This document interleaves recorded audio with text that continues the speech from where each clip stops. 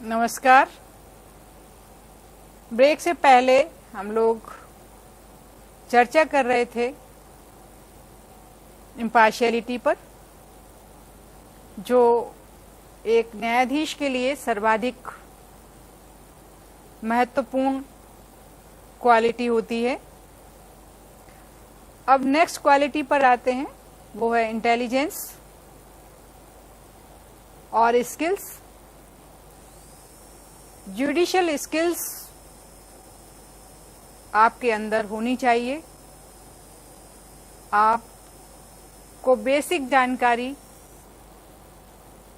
Laws की है, rules की है। अब आपको ये सीखना है कि how to apply these laws and these rules while doing justice. Analyze and apply procedure to different facts and circumstances. आपको प्रोसीजर पता होना चाहिए कि किस प्रकार से कैसे इस केस में आगे बढ़ना है। आपको क्विकली परसीव करने की योग्यता रखनी होगी, यानी जो आपसे कहा जा रहा है, आपके सामने जो केस प्रस्तुत किया जा रहा है, उसको तेजी से समझ लेने की योग्यता आपके अंदर होनी चाहिए। Comprehend and understand new concepts and ideas, और इसके लिए आप लिटरेचर पढ़िए, अच्छे अच्छे नॉवेल्स पढ़िए। कहा जाता है कि truth is stranger then fiction. आप ऐसी पुस्तकें पढ़ते हैं तो आपको वस्तु स्थिति को एनालाइज करने की पावर मिलती है, आपका दृष्टिकोण विस्तृत होता है, आप बहुत सी चीजों को तेजी से समझ लेते हैं, विजुअलाइज कर लेते हैं। You should have a sound knowledge of law and practice of the court. Of course, laws के बारे में ज्ञान होना चाहिए। लॉज बहुत ज़्यादा हैं, या यूँ कहें कि सारे लॉज का ज्ञान रखना किसी के लिए भी जनरली पॉसिबल नहीं है, लेकिन एक बेसिक नॉलेज होनी चाहिए। और वो बेसिक नॉलेज यदि होती है तो आवश्यकता पड़ने पर उसका गहन अध्ययन करके हम सक्षम हो जाते हैं अपना कार्य करने में। तो जहाँ तक हो हमें अपने ज्ञान का वर्धन करते रहना चाहिए, जुडिशियल स्किल्स को बढ़ाते रहना चाहिए। इसके लिए माननीय उच्चतम न्यायालय और माननीय उच्च न्यायालयों के जो जजमेंट्स होते रहते हैं, उनको हमें पढ़ते रहना चाहिए, अपने को उनसे अप्राइज रखना चाहिए, जिससे हमें सही तरीके से न्याय करने में सहायता मिलती है। You should have the skill to arrive at truth, यानी सत्य पर पहुंचने की। आपके सामने एविडेंस आएगी, उसमें कुछ विटनेसेस सही बोलेंगे, कुछ झूठ बोलेंगे, कुछ का मिक्सचर होगा, तो आपको सही वस्तु स्थिति पर पहुंचने की कला आनी चाहिए। आपको सीखना होगा कि दूध का दूध और पानी का पानी किस प्रकार से किया जाए।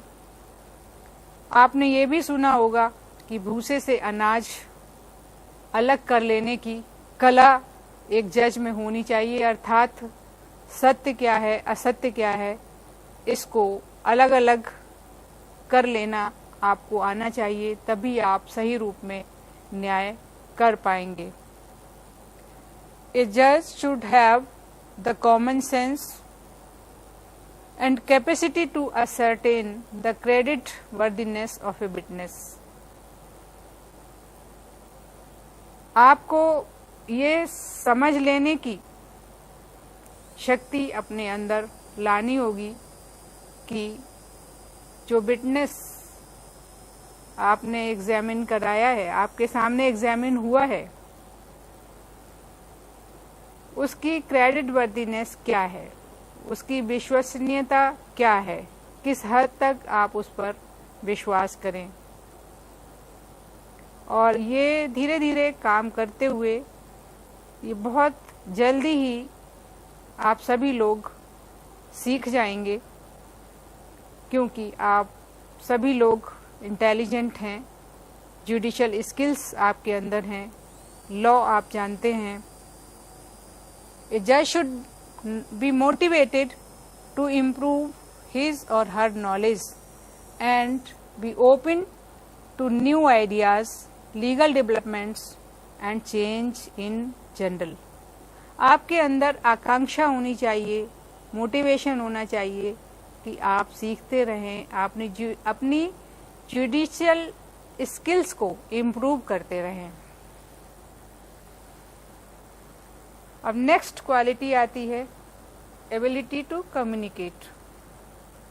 Generally, a judge communicates through his or her judgments or orders. किंतु हम देखते हैं कि हमको और भी तरीकों से कम्युनिकेट करना पड़ता है। वो ओरल भी हो सकते हैं, राइटिंग में भी हो सकते हैं। हमको अपने सीनियर से या अदर डिपार्टमेंट्स के ऑफिसर्स से पत्राचार करना पड़ता है, लेटर्स लिखने पड़ते हैं, उनके माध्यम से भी हम कम्युनिकेट करते हैं। या हमसे कोई मिलने आता है या हम अपने सीनियर के पास जाते हैं, तो भी हमें ये ध्यान रखना है कि हम किस प्रकार से कम्युनिकेट करें। अपने शब्दों का चयन बहुत ही कुशलता से करें, कहीं से भी ऐसा न लगे कि हमने किसी व्यक्ति की गरिमा को ठेस पहुंचाई है या हमारी वाणी से कोई आहत हुआ है। बिल्कुल सोच समझकर, विचार करके आपको वार्ता करनी है, बोलना है और लिखना है, तो भी आपके शब्दों का चयन अच्छा होना चाहिए, जो पढ़ने वाले को आहत करने वाला ना हो बल्कि प्रसन्नता देने वाला हो। जजेस को जैसा मैंने बताया कि they speak through their judgments और ऑर्डर्स, तो आपके जजमेंट्स और ऑर्डर्स की लैंग्वेज ल्यूसिड एंड क्लियर होनी चाहिए, बिल्कुल स्पष्ट। पढ़ने वाले को किसी इंटरप्रेटर की आवश्यकता नहीं पड़नी चाहिए। अब बात आती है ब्रेविलोक्वेंस एंड रेटिसेंस की। ब्रेविलोक्वेंस से मतलब है a terse style of speaking, brevity of expression, यानी आप अपनी बात को बहुत ही संक्षेप में सारगर्भित तरीके से करें। जब हम ट्रेनिंग में थे तो हमारे कोर्स डायरेक्टर साहब ने हम लोगों को बताया था कि जब तक अपरिहार न हो जाए, डायस पर बैठकर एक न्यायाधीश को नहीं बोलना चाहिए। कम से कम बात करनी चाहिए और जहां तक मौन रहकर काम चल सके तो नहीं बोलना चाहिए। स्पीक लेस एंड हियर मोर, कम बोलिए, सुनिए ज्यादा। वैसे भी कहा जाता है कि ईश्वर ने 2 कान दिए हैं, मुंह एक ही दिया है, तो आप बोलने की तुलना में सुनिए ज्यादा। तो एक न्यायाधीश के लिए तो ये बहुत ही महत्वपूर्ण है कि वो कम बोले और ज्यादा सुने। An outspoken judge invites criticism. Whenever you speak, you open a window for others to peep into your mind. आप बोलेंगे तो दूसरा व्यक्ति आपको, आपके माइंड को पढ़ लेगा। तो एक न्यायाधीश के लिए आवश्यक है कि उसके माइंड में मुकदमे को सुनते हुए क्या चल रहा है ये ओपन नहीं होना चाहिए। तो इसलिए आपको डायस पर बैठकर मुकदमे की सुनवाई के दौरान कम से कम बोलना चाहिए और कम बोलकर आप बहुत सारी समस्याओं से बचे रहते हैं। जहां आप ज़्यादा बोलेंगे वहां आप आलोचना का शिकार होंगे, अनावश्यक रूप से आलोचना का शिकार होंगे। फ्रांसिस बेकन का नाम आपने सुना होगा। अंग्रेजी साहित्य में उनका विशेष स्थान है और लीगल फील्ड में उन्होंने काफ़ी काम किया था। उन्होंने आउटस्पोकन जज के विषय में कहा है, I quote, an over speaking जज is no well tuned cymbal, यानी कोई वाद्य यंत्र जो बेसुरा हो जाता है उससे तुलना की है उन्होंने एक ओवर स्पीकिंग और आउट स्पोकन न्यायाधीश की।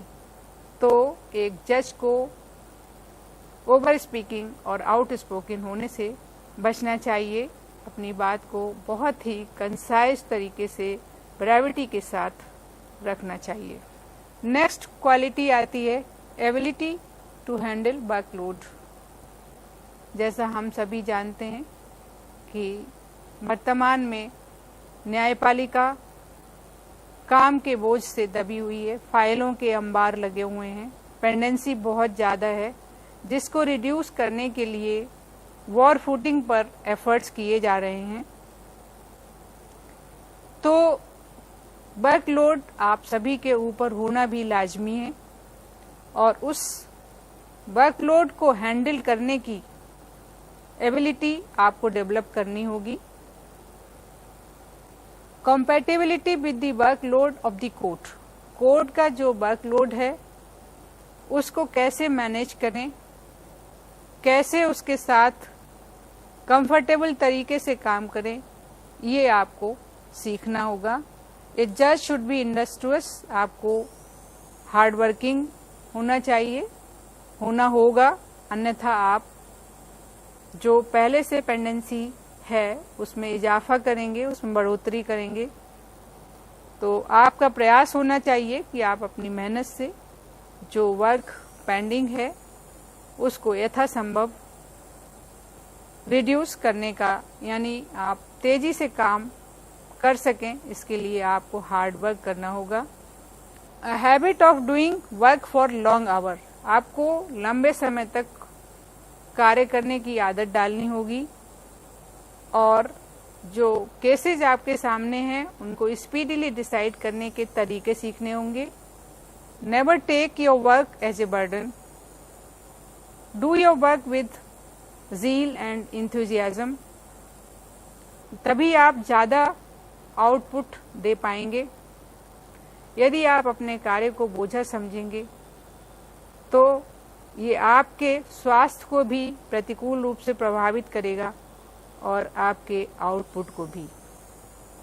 इसलिए अपने काम को एंजॉय करिए, उसको बर्डन मत समझिए।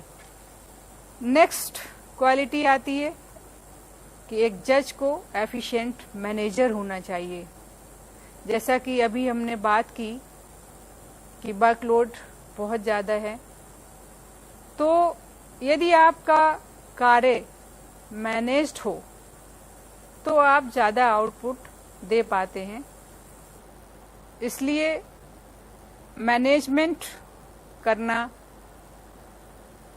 आपको सीखना होगा।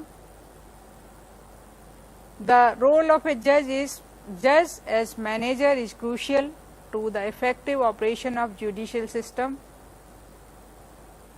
जब आप मैनेज तरीके से कार्य करते हैं तो आप स्मार्टर तरीके से काम करते हैं।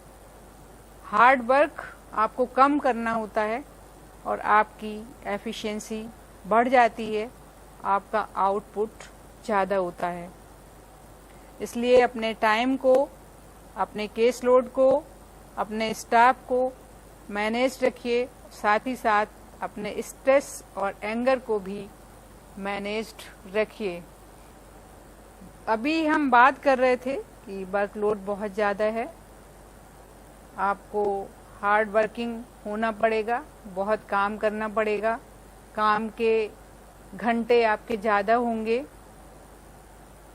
तो ऐसा सब करने के लिए ज़रूरी है कि आपकी हेल्थ अच्छी हो, आप स्वस्थ हों। कहा जाता है तंदुरुस्ती हजार नियामत। जब तक आप स्वस्थ नहीं होते हैं, ढंग से काम नहीं कर पाते हैं, इसलिए अपने स्वास्थ्य का ध्यान रखना भी बहुत आवश्यक है आपके लिए। उसके प्रति सजग रहिए, स्वास्थ्य का ध्यान रखिए। A judge should be in good physical and mental health to perform the duties of the office. The ability to tolerate conflict, pressure and stress are essential. जैसा आपने देखा कि किस किस तरह के स्ट्रेस होते हैं कोर्ट्स में, तो ऐसे स्ट्रेसेस को, ऐसी परिस्थितियों से निपटने के लिए आपको स्वस्थ होना बहुत ज़रूरी है, मानसिक रूप से भी और शारीरिक रूप से भी।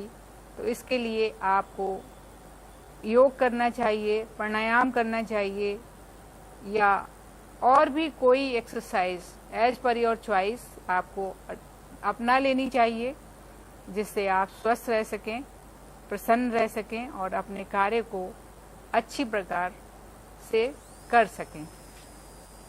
अब नेक्स्ट क्वालिटी आती है एक न्यायाधीश के लिए, पॉजिटिव रेपुटेशन।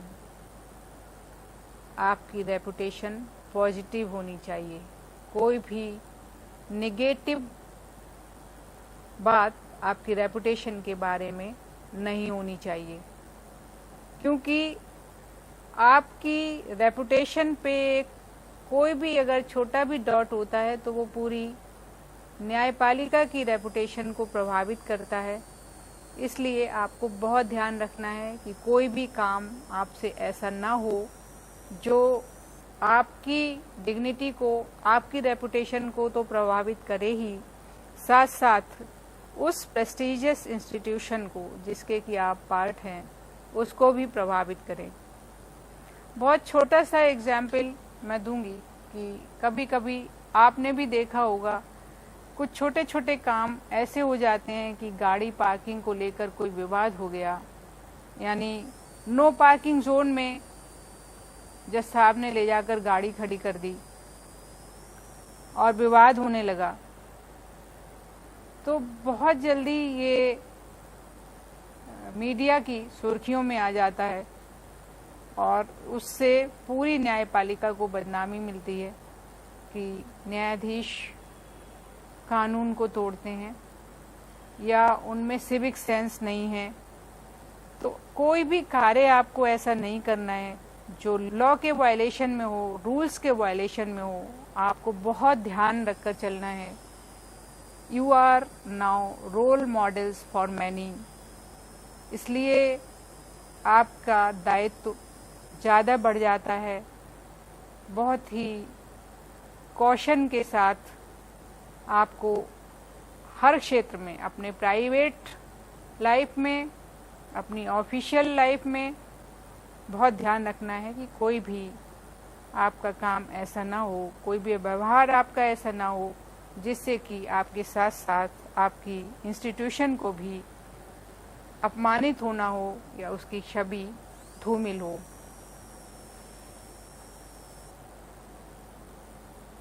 इसके अलावा अपनी रेपुटेशन को प्रोटेक्ट करने के साथ साथ अपनी कोर्ट की रेपुटेशन को, यानी कोर्ट की प्रेस्टिज को भी प्रोटेक्ट करने का काम, दायित्व आप ही का है। You are the master of your court, you are the controller of your court. तो आपकी कोर्ट में भी कुछ ऐसा नहीं होना चाहिए जो आपकी गरिमा को या आपकी संस्था की गरिमा को धूमिल करता हो। For commanding the trust and confidence of the people, lawyers and judges must work together in harmony and cooperation। जहाँ तक हो सौहार्दपूर्ण वातावरण में काम होता रहे तो अच्छा रहता है और कोशिश करनी चाहिए कि ऐसा वातावरण न्यायालय में बना रहे। ए जज should B God fearing, law abiding, abstemious, truthful in tongue, wise in opinion, cautious, forbearing, blameless, and untouched by greed। ये क्वालिटीज फ्रांसिस बेकन द्वारा ही एक न्यायाधीश के लिए आवश्यक बताई गई हैं, जिनका उल्लेख मैंने पहले किया है। और आप विचार करेंगे तो आपको भी लगेगा कि ये सारी क्वालिटीज एक न्यायाधीश में आवश्यक रूप से होनी चाहिए। आज के विषय को समराइज करते हुए मैं बॉम्बे हाई कोर्ट के एक निर्णय बाबा अब्दुल खान वर्सेस एडी सावंत की कुछ लाइंस को कोट करना चाहूंगी, जिसमें माननीय उच्च न्यायालय ने कहा है, I quote, court of justice are called as temple of justice. Temple denotes sanctity, purity and reality. So in the temple of justice, these things are observed while administering justice. In every case, a judge's conduct should be above reproach. He should be conscientious, studious, thorough, courteous, patient, punctual, just, impartial, fearless of public clamor, regardless of public praise, and indifferent of private political or partisan influences. A judge is expected to administer justice according to law and deal with his or her appointment as a public trust. He should not allow other affairs of his private interest to interfere with the prompt and proper performances of judicial duties, nor should he administer the office for the purpose of advancing his personal aim or increasing popularity। तो आप कुछ ऐसा करते रहिए कि आपको प्रतिदिन गर्व महसूस हो अपनी कुर्सी पर बैठने का। आपको लगे कि प्रतिदिन आपने कुछ ऐसा किया है जो इतना महत्वपूर्ण है कि आपको एक न्यायाधीश के रूप में कार्य करना सार्थक लगे और आप अपने जीवन को भी सार्थक समझें। अंत में I wish you a very bright and successful career to all of you, and also a contented and happy life। आप सभी लोग प्रसन्न रहें, स्वस्थ रहें और अपने कार्य को बहुत ही कुशलतापूर्वक करते रहें। All the best. Thank you. जय हिंद।